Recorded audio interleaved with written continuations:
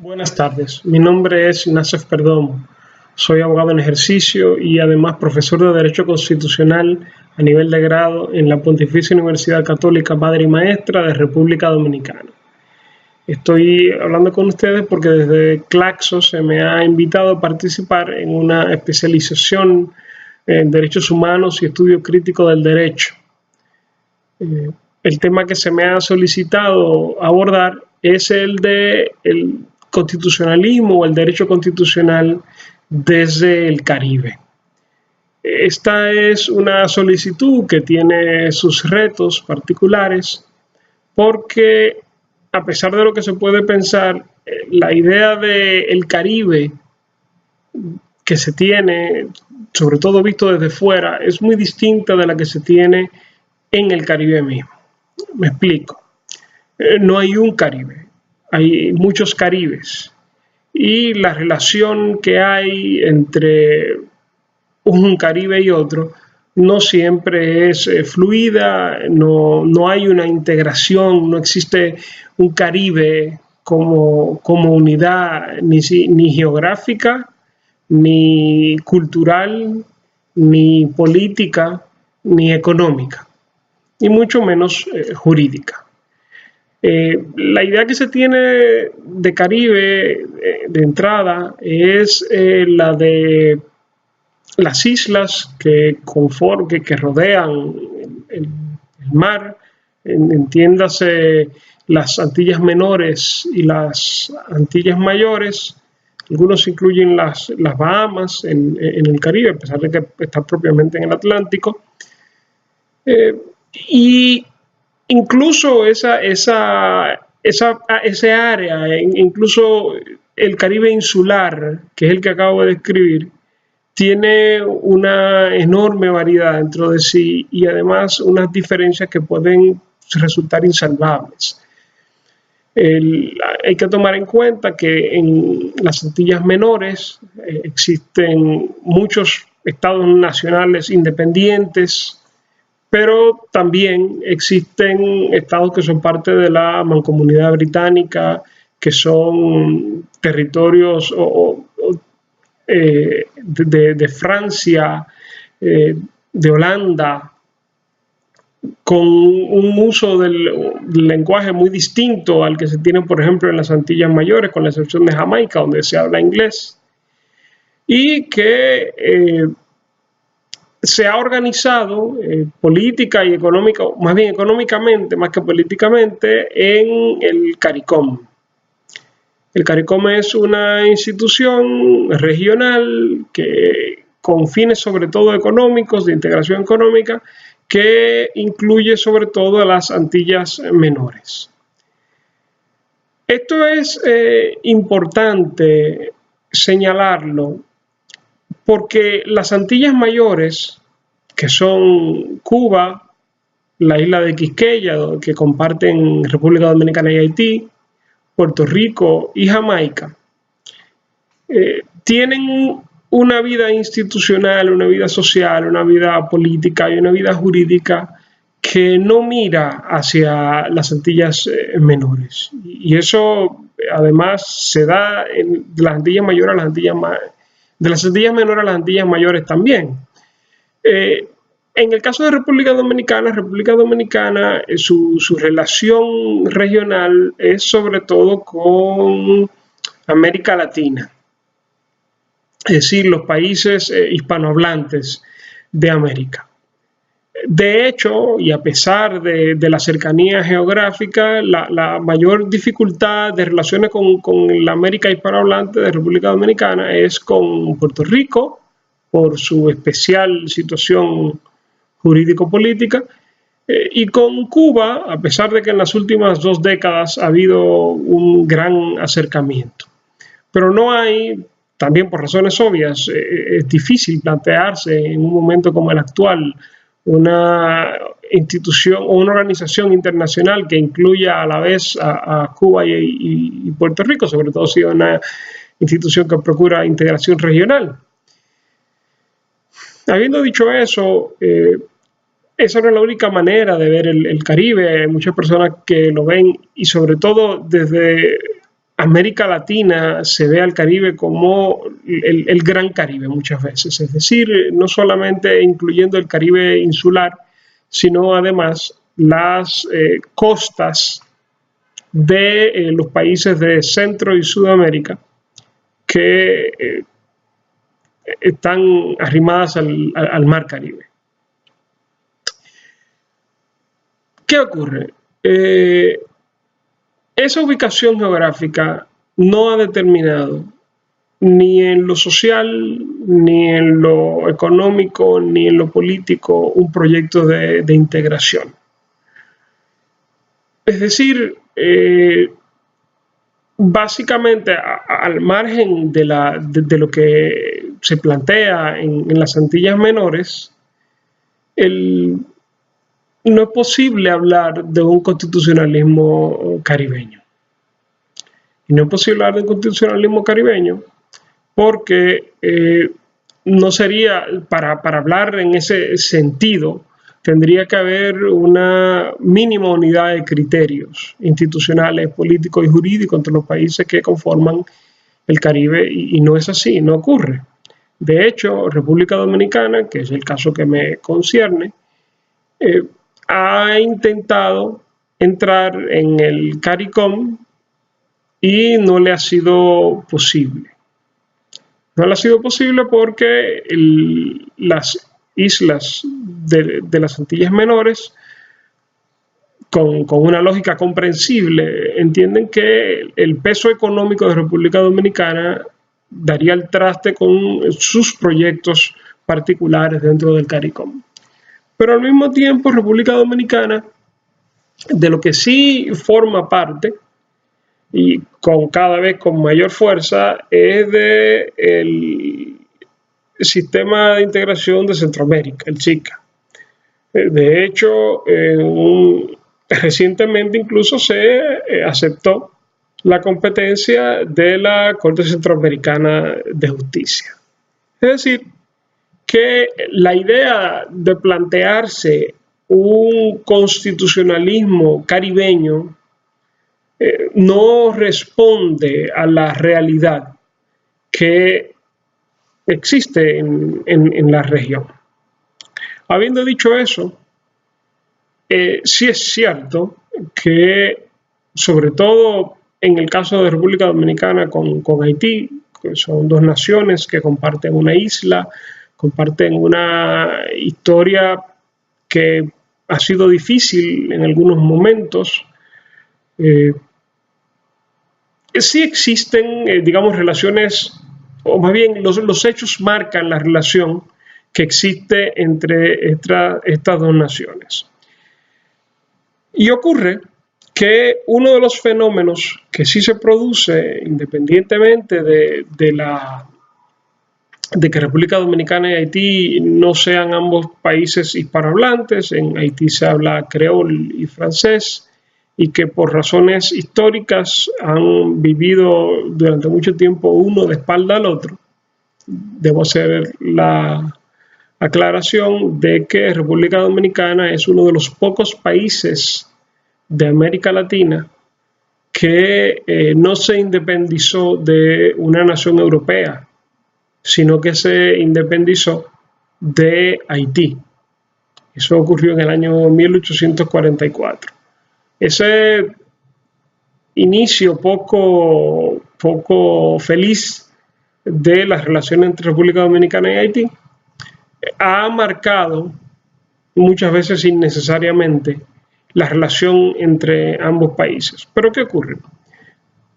La idea del Estado-Nación, la idea de la nación contemporánea, la nación como la entendemos hoy, es una idea que muchas veces no encaja bien con la realidad que viven sus habitantes.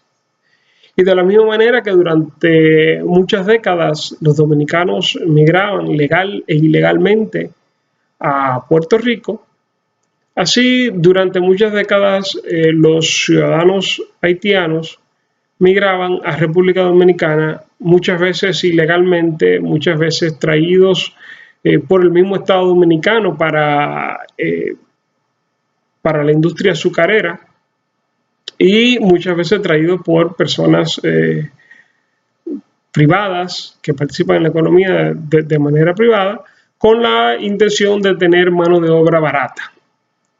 Bien, ¿qué ocurre? República Dominicana y Haití, por el hecho de que sus élites, sobre todo sus élites, han vivido de espalda uno del otro, tienen una relación un poco conflictiva, sin querer marcar quién lleva responsabilidad. Yo diría que es un conflicto más marcado por los intereses de las élites a ambos lados de la frontera y no por los intereses de la población, porque los ciudadanos haitianos y los ciudadanos dominicanos han convivido en paz con los conflictos propios que marca la migración, pero sin que el ciudadano de a pie, sin que el ciudadano común dominicano, el que realmente convive con el migrante haitiano, tenga grandes conflictos. En este hecho tiene que tenerse en cuenta por lo siguiente. Uno de los principales conflictos jurídicos que se ha planteado en la historia reciente de la democracia dominicana es la percepción y la decisión de órganos jurisdiccionales dominicanos de que los hijos de indocumentados haitianos nacidos en territorio dominicano no tenían derecho a la nacionalidad dominicana. Bien, ¿qué ocurre? Este es un conflicto que se plantea porque, como ya señalé, el Estado dominicano traía a braceros haitianos para que trabajaran en la industria azucarera, porque muchos haitianos venían y vienen todavía a República Dominicana sin documentación, porque están buscando trabajo y además porque el sector privado dominicano también participa de este tipo de actividades, por lo menos en el sentido de demandar esa mano de obra. Ocurre que muchos haitianos que vinieron a trabajar a los ingenieros azucareros o a la industria de la construcción en República Dominicana, se quedaron en el país y tuvieron descendencia. ¿Qué pasa con esto? La gran discusión que se ha tenido en los últimos años es si las personas que han nacido en República Dominicana, hijos de padres que no tienen autorización formal para estar en el país, pueden reclamar, fruto de una situación como esa, la nacionalidad dominicana con todos los derechos que eso conlleva. Es importante decir que el Estado dominicano no solamente participó durante muchos años de traer a los braceros haitianos, sino que además creó un sistema jurídico, digamos unas normas jurídicas que debían atender a esa realidad y que debían atender a las consecuencias que podía tener el que ellos se quedaran en el país y obviamente que tuvieran descendencia. Pero yo quiero hacer un paréntesis aquí, porque el problema que voy a discutir hoy no es y no se limita a la migración, o más bien no es un problema de migración, es un problema de nacionalidad, pero no se limita al derecho a la nacionalidad de los hijos de extranjeros indocumentados en República Dominicana. Yo pienso que el caso que se dio en República Dominicana a partir de la sentencia 168-13 del Tribunal Constitucional, emitida el 23 de septiembre del año 2013, debe llevarnos a la reflexión de eso, obviamente, pero también debe llevarnos a la reflexión sobre esta idea que se ha vendido, que es muy popular en los círculos jurídicos, que cuenta con un apoyo abrumador en la doctrina. Esta idea de que deben crearse tribunales autónomos y casi sin ningún límite a su poder, porque eso va a ayudar a garantizar los derechos de las personas.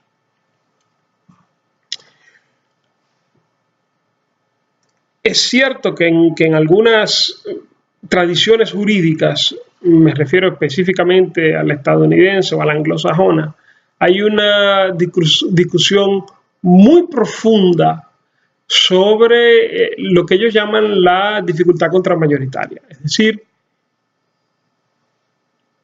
¿qué tan aceptable es que dentro de un sistema democrático haya órganos no democráticos que tomen las decisiones últimas y que sirvan de el verdadero y efectivo freno al poder que sí tiene legitimidad democrática? Lo que se ha planteado hasta el momento es que los jueces, por no tener que responder a la lógica política, son idóneos para resolver los grandes conflictos de la sociedad. Y son idóneos para garantizar los derechos fundamentales, bajo una premisa que yo considero, honestamente, errada, que es que los jueces entienden mejor el mundo que los políticos y que los ciudadanos, y que además la fuerza de la lógica siempre nos lleva a la justicia. Yo pienso que el caso dominicano, que es un caso que, como ya señalé, tuvo, digamos, su punto de mayor tensión en la sentencia del Tribunal Constitucional emitida en septiembre del 2013, pero que es un caso que todavía no ha cerrado, es un problema que todavía no ha cerrado. Y yo pienso que lo que ocurrió con la decisión jurisdiccional y la manera en que se pudo solucionar parcialmente, imperfectamente, pero la manera en que se pudo abordar este problema desde el punto de vista y con el uso de las instituciones democráticas, de democracia representativa,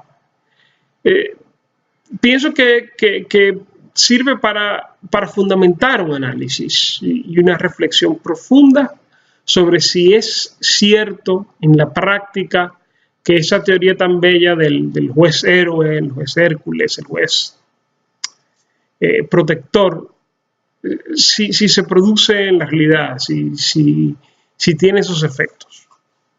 Vamos entonces al caso en cuestión. República Dominicana tiene de 1929 en su constitución un sistema de asignación de la nacionalidad que es mixto. Tenemos el jus sanguinis, es decir, la idea de que tú puedes acceder a la nacionalidad dominicana a través de tus padres. Si tus padres son dominicanos o uno de tus padres dominicanos, tú tienes la posibilidad de acceder a la nacionalidad dominicana, no importa dónde hayas nacido. Está también el jus soli, es decir, la idea de que si tú naces en territorio dominicano, entonces por el hecho de haber nacido en territorio dominicano tienes acceso a la nacionalidad dominicana, tienes derecho a la nacionalidad dominicana. ¿Qué ocurre? El jus soli tenía a partir de 1929 dos excepciones. La primera, los hijos de diplomáticos acreditados en República Dominicana no tenían acceso a la nacionalidad dominicana porque la naturaleza y la función de sus padres implicaba que eran personas que en principio no iban a tener un vínculo con la nación y que nacían en el país accidentalmente. Bajo esa misma lógica también se estableció la excepción de los hijos de personas que se encontraban en el país en tránsito. Estamos hablando de 1929. Obviamente que en esa época era mucho más importante que en la actualidad esta figura, porque la mayor parte de la gente que viajaba y que podía hacer escala, digamos, en República Dominicana, no lo hacía viajando en una aeronave, en un avión, lo hacía en un barco. Entonces podía llegar a Santo Domingo y para tomar el barco que saliera a su destino final, podía pasar días o semanas.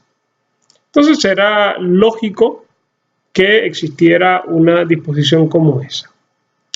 Ocurre que 1929 fue el año justo antes de que tomara el poder el dictador Rafael Leónidas Trujillo. Trujillo fomentó la industria azucarera en República Dominicana, la convirtió en una verdadera industria, la invirtió el dinero del Estado en la industria para sacar beneficio propio, pero realmente la mecanizó, creó una base económica, la base económica del país durante mucho tiempo fue esa industria. Pero él igual lo que hacía era que para una de las partes más difíciles del trabajo de la caña, que es el corte de la hierba de la caña para hacer el azúcar, bueno, él traía constantemente nacionales haitianos, porque los dominicanos es un trabajo muy fuerte y los dominicanos no lo hacían. ¿Qué ocurrió? Bueno, ocurre que como la institucionalidad dominicana siempre ha sido muy débil y como además luego de que tú traes a personas que vienen de países muy, muy empobrecidos o más empobrecidos que República Dominicana, la pobreza en este caso es relativa, era previsible que muchos de ellos se quedaran en Santo Domingo. La primera reacción que tuvo el Estado dominicano con esta situación fue la desgraciada matanza de haitianos en 1937, en la cual, bajo las órdenes del régimen del tirano, se asesinaron miles de haitianos, sobre todo en la frontera. No se sabe con certeza qué cantidad de personas murió, pero en el acuerdo al que llegaron el Estado Dominicano y el Estado haitiano para que el Estado Dominicano pagara una sanción, un resarcimiento al Estado haitiano, ojo, y es importante este detalle, estos dos estados se manejaron de tal manera que quien recibió la indemnización fue el Estado haitiano y no los familiares de las víctimas, pero bueno. Se habla de 27.000, casi 30.000 personas muertas. Con la muerte del tirano, con la caída de la dictadura, la industria azucarera siguió siendo muy importante. Y con eso, obviamente, no se detuvo la entrada de migrantes haitianos con documentos y sin documentos a República Dominicana. El sistema que usaba el Estado Dominicano era que les expedía un permiso a los braceros temporal, pero que llevaba incluso la posibilidad de que a estas personas se les pidiera una cédula. Es decir, estas personas estaban en Santo Domingo con un permiso de trabajo. Y ese permiso duraba meses o quizás años.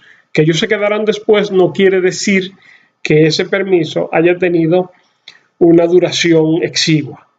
Pues bien, ¿qué ocurre?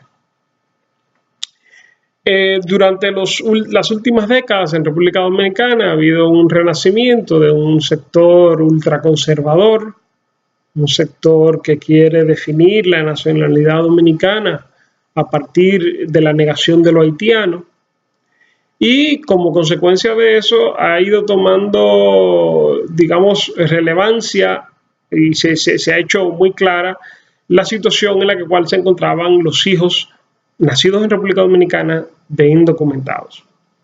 La discusión siempre era la siguiente: bueno, es cierto que la Constitución Dominicana establece excepciones al jus soli, pero esas excepciones son para las personas que se encuentran en tránsito, no para las personas que han venido con permisos de trabajo a República Dominicana. Los sectores ultraconservadores respondían de la siguiente manera, decían, bueno, lo que pasa es que una persona que se encuentra en el país sin documentos es una persona que no tiene un permiso de residencia permanente y por lo tanto el Estado dominicano no puede reconocerle derechos y no puede reconocer que a partir de esa situación surgen derechos.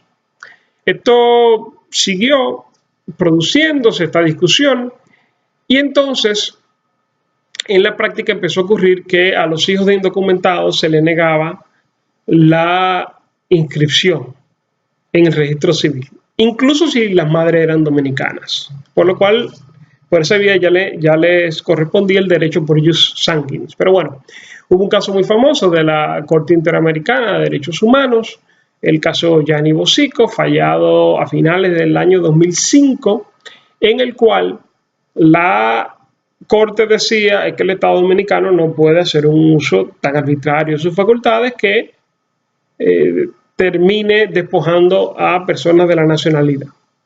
¿Qué ocurrió? En diciembre de ese año, la Suprema Corte de Justicia, que en ese tiempo tenía la función del Tribunal Constitucional, falló una acción en inconstitucionalidad mediante la cual un grupo de personas atacaba la ley de migración, porque la ley de migración entonces sí decía, la ley de migración del año 2004, decía que cuando la Constitución decía persona en tránsito para negar el acceso a la nacionalidad dominicana, en realidad quería decir persona en tránsito y además persona sin documentos. La Suprema Corte de Justicia en ese momento declaró que esa interpretación y esa aplicación de la ley era constitucional y a partir de ahí la Junta Central Electoral, que es el órgano constitucional autónomo, que tiene autonomía constitucional, que no puede ser sometido por ninguno de los poderes que tienen legitimidad democrática, entonces decidió empezar a anular las actas de nacimiento de los hijos de indocumentados. El procedimiento adecuado para eso era acudir a los tribunales y llevaron casos en masa a los tribunales por este problema. Ocurre lo siguiente: en el año 2010 se reformó la Constitución Dominicana, se cambió todo su texto y se abordó el tema de la nacionalidad. ¿Cómo se abordó? Se llegó a una especie de gran compromiso, de gran acuerdo. Por una parte, en el artículo 18 de la Constitución, los conservadores lograron que se incluyera como excepción a la nacionalidad por jus soli que tus padres fueran indocumentados. ¿De acuerdo? Con eso obtuvieron lo que yo considero un gran triunfo.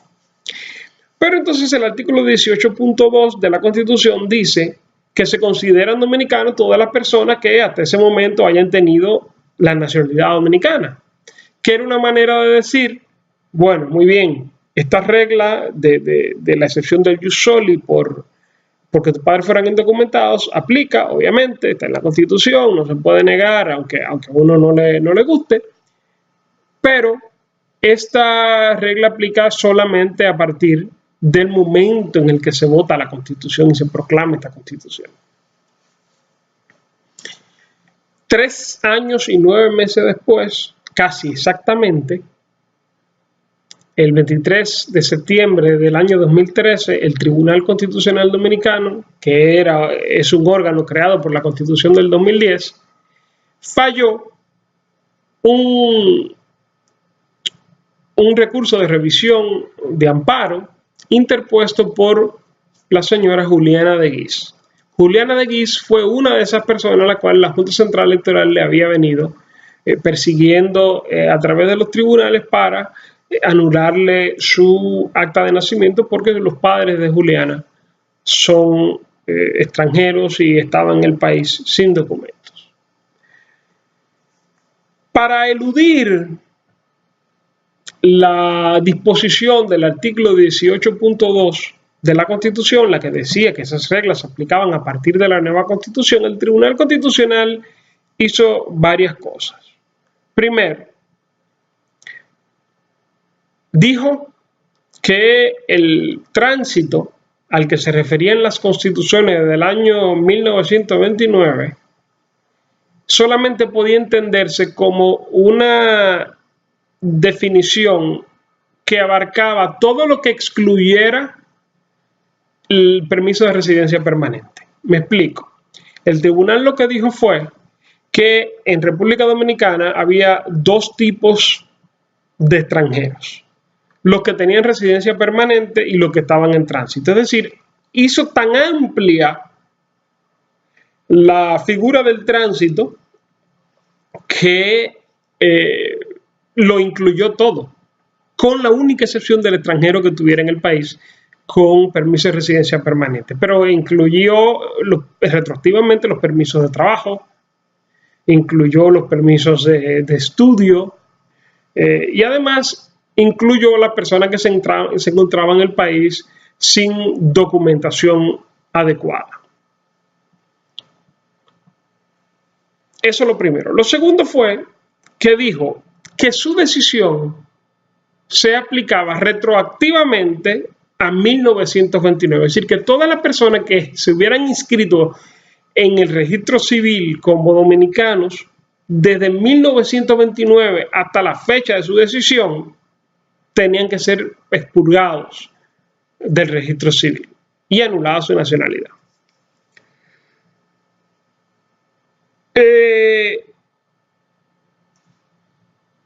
Otra de las cosas que hizo el tribunal, y voy a pasar a discutirlas nuevamente, pero otra de las cosas que hizo el tribunal fue decir que en realidad lo que estaba haciendo era protegiendo los derechos de esas personas, porque en la visión que tiene el constitucional de ello, al anularles la nacionalidad dominicana que el tribunal considera que ellos habían adquirido de manera irregular, entonces le permitía empezar el proceso para conseguir la nacionalidad que el tribunal entendió que podía otorgarle de otro país, y además para que pudieran empezar un proceso de registro en República Dominicana como extranjeros. Obviamente, esta lógica del Tribunal Constitucional es una lógica que es completamente contraria a derecho y contraria a la Constitución de la República.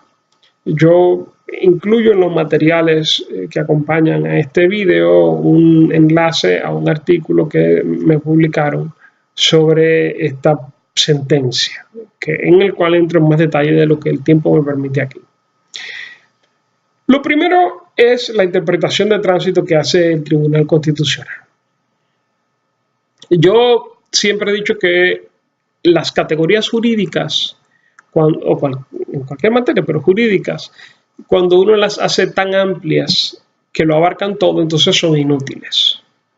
El Tribunal Constitucional debió haber pensado que si se usara esa lógica que él aplicó en este caso, todos estamos de tránsito porque nadie es eterno y por lo tanto todos estamos de tránsito en la vida. Yo estoy de tránsito en República Dominicana porque yo me voy a morir en algún momento y ya no voy a estar.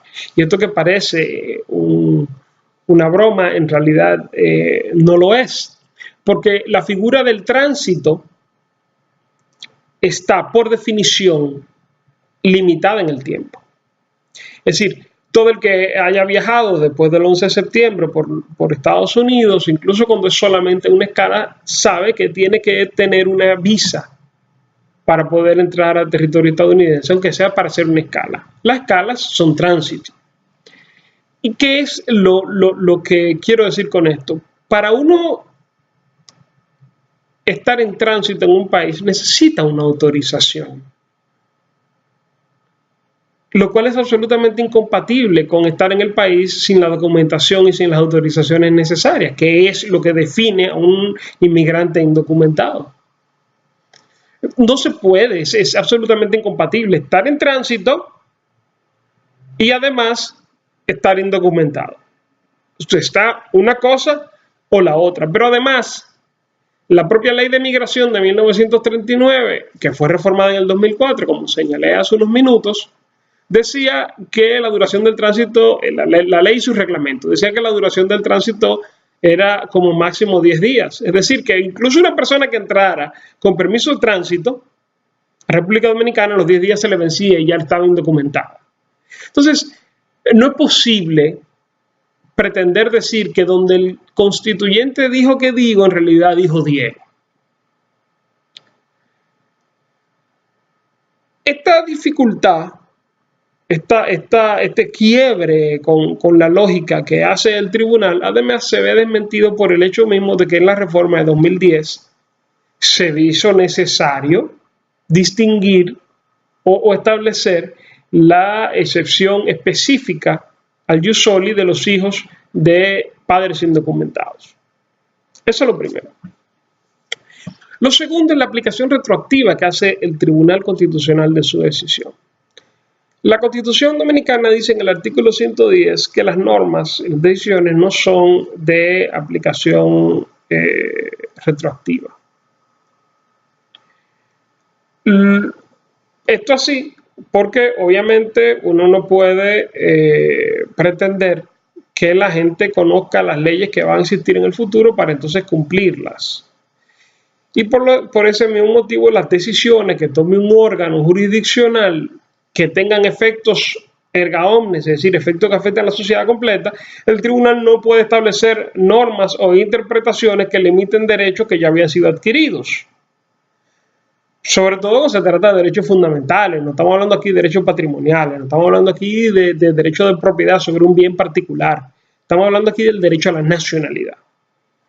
Bien, el Tribunal Constitucional decidió que su interpretación hecha en el año 2013 tenía que regir la aplicación de la Constitución y los efectos de la aplicación de la Constitución Dominicana desde el año 1929.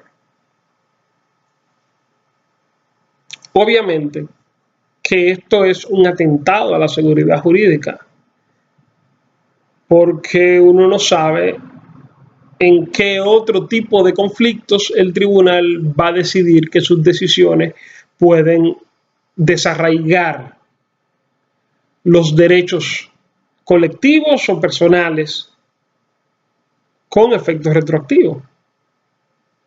No se exagera cuando se dice que ya la nacionalidad de ningún dominicano o ninguna persona que haya nacido en el territorio dominicano está segura. Uno no sabe qué nuevo criterio va a aplicarse de manera retroactiva sobre la base de este precedente. Otro problema que es muy serio, y es que el tribunal dice que esta es una decisión en la cual protege los derechos de las personas que se ven afectadas por la sentencia. Si ustedes buscan la sentencia, está en la red, y voy a pasar un enlace de ella además. Si ustedes buscan la sentencia se van a dar cuenta que el Tribunal Constitucional parece darle ganancia de causa a Juliana de Guiz, porque el Tribunal Constitucional anula la decisión que había favorecido a la Junta Central Electoral. Pero al anular esa decisión dice, bueno, yo anulo esa decisión, pero al mismo tiempo ordeno que se te entregue el acta de nacimiento, Juliana de Guiz, y ordeno a la Junta Central Electoral que proceda a someterte a la justicia para anular tu acta.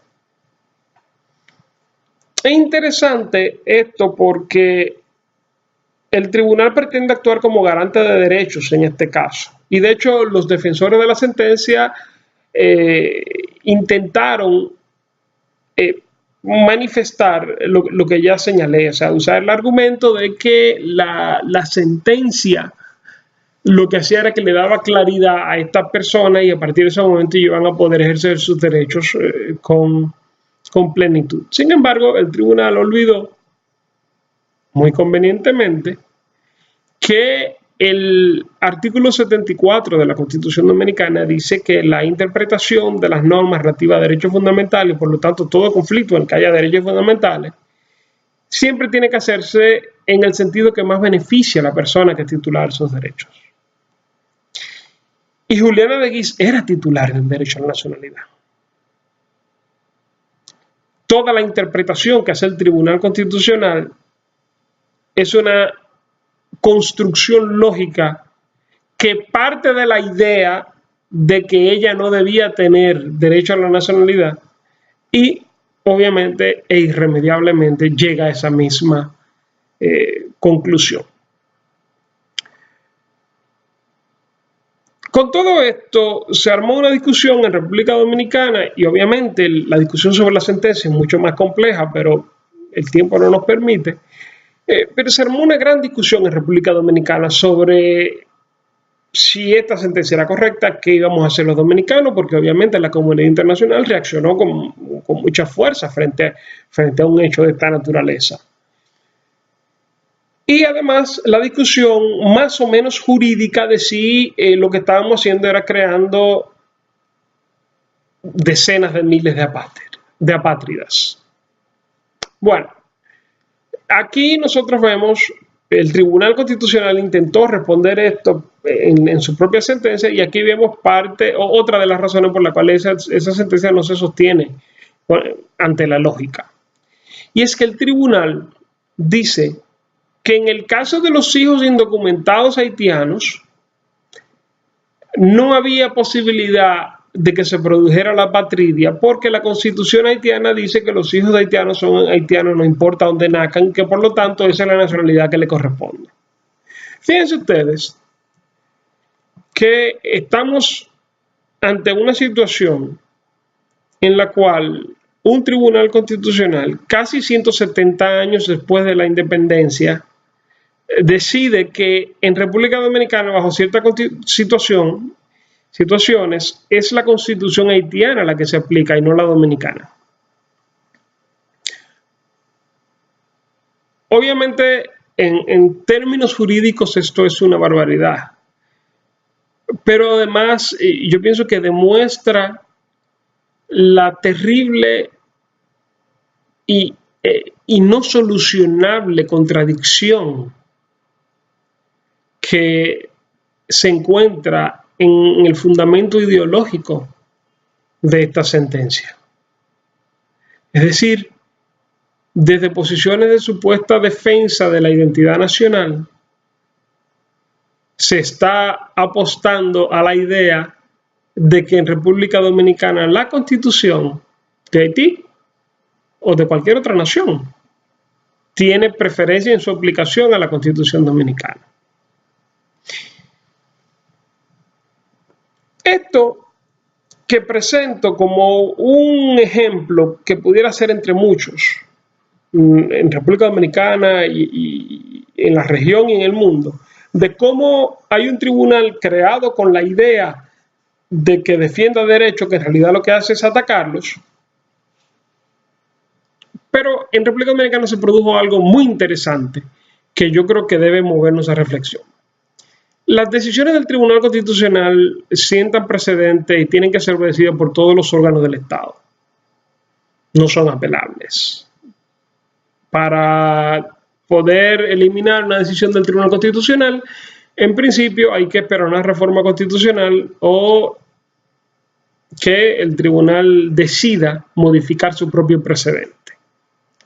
Esto es problemático porque en República Dominicana o en cualquier parte del mundo en la cual existen este tipo de tribunales, su legitimidad no es democrática, sino que se fundamenta en la justicia de sus decisiones. Pues bien, la clase política dominicana, buena parte de la cual defendió la sentencia, incluso en el Congreso, y una parte de la cual minoritaria en ese momento, atacó la sentencia, la consideró injusta, pero sin embargo vio la dificultad que se le planteaba al Estado dominicano. Porque en el fondo, la idea de que estas personas que habían obtenido la nacionalidad dominicana al ser inscritas porque sus padres eran indocumentados, la idea de que estos niños, estos bebés, estos infantes pudieran haber cometido un fraude, no puede ser analizada seriamente. Y es la gran dificultad a la que se enfrenta la posición del Tribunal Constitucional. Porque el hecho generador del derecho a la nacionalidad era el nacimiento. Y nacer no es ilegal.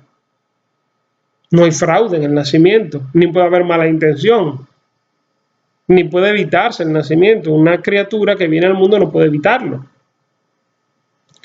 Pues bien, la clase política dominicana, a pesar de sus enormes diferencias ideológicas y de que buena parte de ella apoyó fervientemente la sentencia del tribunal, reconoció que se encontraba ante un problema que trascendía los límites del derecho y los límites de las decisiones jurisdiccionales. Y por lo tanto votó en mayo del año 2014 una ley, la ley 169-14. ¿Qué hizo esta ley?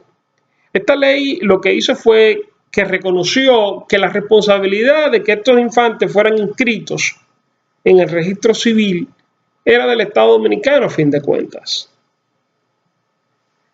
Que ellos no tenían falta y por lo tanto no podían pagar el precio, e incluso si se reconocía que había habido una falta o un fraude, ellos no podían pagar el precio de ello.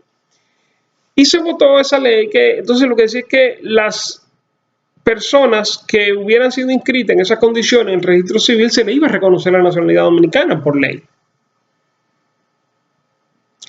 Luego, aquellas personas que hubieran nacido en República Dominicana durante esos años, pero que nunca lograron sacar los documentos, eso es muy frecuente en República Dominicana, en toda la población, pero además particularmente en la población de hijos de indocumentados haitianos. Entonces el Estado dijo, bueno, si tú naciste aquí, lo puedes demostrar por una vía de prueba muy amplia que se hicieron, entonces tú vas a poder inscribirte lamentablemente como extranjero, pero con la posibilidad de una vía expreso hacia la nacionalización, hacia la naturalización en República Dominicana. Esta es una solución imperfecta. Es una solución que deja fuera muchas cosas. Es una solución que, si uno no se fija en el contexto, es injusta. Pero era la solución posible en términos políticos en ese momento, sobre todo por la limitación que establece la Constitución de que las decisiones del tribunal no pueden ser anuladas por ningún otro órgano. Ni siquiera cuando, como en el caso de esa ley, esa norma es votada con la unanimidad del Congreso Nacional. No hubo un solo voto en contra. Fue propuesta por el presidente de la República, aprobada por unanimidad por el Congreso Nacional y promulgada por el presidente de la República. Es decir, todos los funcionarios públicos con legitimidad democrática y jurisdicción nacional votaron en favor de una solución a un conflicto causado por un tribunal que supuestamente tiene como función la defensa de los derechos de las personas frente a los órganos de representación democrática. Entonces, me parece que este es un muy buen ejemplo de cómo en la práctica estas teorías de las cuales los abogados somos muy afines, de que la mejor solución siempre la va a dar un juez, por lo tanto un abogado, que la mejor solución siempre la va a dar la aplicación de la lógica jurídica, es incorrecta. La clase política dominicana se creció, incluso los sectores conservadores, y dijo, esto hay que buscar una solución, y la solución no puede ser sencillamente eliminar de la nacionalidad dominicana a todas estas personas. Claro, se vio con la limitación de que existía esa sentencia que es muy clara y no era posible votar una ley que declarara desierta la sentencia. Bueno, la reacción del Tribunal Constitucional fue una reacción compleja. Compleja en una forma en que demuestra la fortaleza de las soluciones a través de los mecanismos de deliberación democrática y la debilidad de los órganos jurisdiccionales, de los tribunales, para garantizar derechos, incluso cuando actúan adecuadamente. ¿Qué ocurrió? Primero, a mediados del año 2014, no, a finales, en octubre del año 2014, la Corte Interamericana de Derechos Humanos sacó una decisión de un caso que se venía trabajando, que es República Dominicana contra personas deportadas arbitrariamente, así se llama el caso, porque eran muchas personas y no había, no se identificó con los apellidos de nadie en particular. Y en esta decisión, durante las audiencias, el Estado Dominicano llevó como prueba para decir que yo no puedo hacer otra cosa la decisión del Tribunal Constitucional, lo cual le dio la oportunidad a la Corte Interamericana de pronunciarse sobre la sentencia, y como es lógico, la Corte Interamericana dijo que era un abuso esa sentencia. Lo que pasa es que la Corte, además, yo pienso que producto de esa buena fe que los abogados tenemos esa creencia de que podemos solucionar por vía de fiat judicial los problemas concretos de una sociedad, la Corte decidió decir que República Dominicana no podía en ningún caso establecer como norma a ninguna excepción al jus soli, lo cual no es correcto. Las excepciones al jus soli existen. En muchos estados, casi todos los estados del mundo tienen alguna excepción y en sí mismas no son irracionales.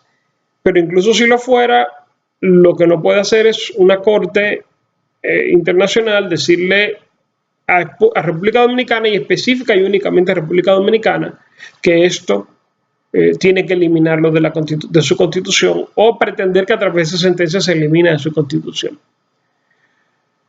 Entonces, con la mejor intención del mundo, la Corte cometió un error al decir eso, que es de la misma naturaleza que el del Tribunal Constitucional, en el sentido específico de que señala que se entiende que el gobierno de las naciones puede hacerse por vía de decisiones jurisdiccionales. Y yo pienso que es un error. Me viene a la mente Michael Walzer, su artículo Sacerdotes y Democracia, Filosofía y Democracia. Es que la defensa de los derechos tiene que tener una dimensión política. La definición de los derechos tiene que tener una dimensión política. Ocurre, claro, que esto le dio al Tribunal Constitucional el pie de amigo para hacer lo que siempre había querido hacer, que era salir de la Corte. Y entonces falló, pocos días, 10 días después de la sentencia de la Corte, falló una acción de inconstitucionalidad que se había sometido 14 años antes, que lo que el tribunal quiso decidir es que el mecanismo a través del cual República Dominicana accedió o reconoció la competencia de la Corte Interamericana de Derechos Humanos se había hecho de manera incorrecta y por lo tanto era inconstitucional y no surtía efecto, y la Corte ya no tenía competencia sobre República Dominicana. Eso es otra sentencia, la 256-14, que es una sentencia también absolutamente carente de fundamento jurídico y lógico, pero que el tiempo no nos permite discutirla ahora. Claro, el tribunal reaccionó como entendía que podía reaccionar desde su concepción de que lo que está haciendo es defender la nacionalidad dominicana y la integridad y la soberanía del Estado nacional. Yo pienso que ese resultado final es un resultado que pone de manifiesto las limitaciones de los instrumentos jurisdiccionales para definir y defender los derechos en una sociedad democrática. Es curioso que a pesar de haber hecho eso, el tribunal en otra de sus decisiones, sin detenerse a detallar por qué lo estaba diciendo y las consecuencias de lo que decía, señaló muy claramente que la ley 169-14, que en realidad lo que hace que vacía de contenido la sentencia 168-13, bueno, pero que esa ley era constitucional. Es decir, al final, por lo menos hasta el momento, el Tribunal Constitucional Dominicano ha reconocido que la solución política que se le dio al problema, que es una solución mejor que la de su sentencia, y que lo que intenta es solucionar los problemas causados por su sentencia, bueno, reconoció que esa decisión, que esa ley, es algo que se sostiene en el ordenamiento constitucional dominicano y que por lo tanto no va, por lo menos de momento, a pretender anular. Yo sé que un caso de esta naturaleza, además con la premura que ha tenido que ser tratado, pero un caso de esta naturaleza deja más preguntas que respuestas, porque además atiende a muchos temas muy complejos. Las migraciones, el derecho a la nacionalidad, el alcance de las facultades de los órganos jurisdiccionales internacionales, la capacidad de los tribunales de tomar decisiones que se impongan al poder político democrático. Pero yo creo que una de las principales preguntas que nos deja es de si es cierto que la vía de los tribunales, esa vía de prácticamente el gobierno de los jueces, si es cierto que esta vía es más propicia que la política, que la democracia, que la discusión democrática, que ese proceso de dar y tomar, de ceder y lograr. Deja muy abierta esta pregunta. Yo pienso, a mí casi me convence de que por mucho que se haya intentado justificar en la doctrina constitucional la superioridad de los jueces para tomar este tipo de decisiones, a mí este caso casi me convence de que es todo lo contrario y de que el constitucionalismo, ya sea caribeño, dominicano, haitiano, latinoamericano, mundial, tiene que retomar y profundizar esta discusión. Porque al final, esta decisión que he criticado del Tribunal Constitucional contó con 11 votos en un tribunal de 13. Es decir, 11 personas que no tienen legitimidad democrática directa en el sentido de que nadie los vota. 11 personas tomaron una decisión que llevó a República Dominicana al borde de una de sus crisis constitucionales más serias de las últimas 2 décadas. Y además que puso en riesgo los derechos de decenas de miles de dominicanos. Yo pienso entonces que hay que preguntarse, sin pretensiones de poder responderlo rápidamente o de poder tener una respuesta definitiva en ningún momento, hay que preguntarse si ciertamente los tribunales y por vía de consecuencia los abogados somos, con las limitaciones del derecho, somos los idóneos para resolver este tipo de controversias. Muchas gracias por su atención.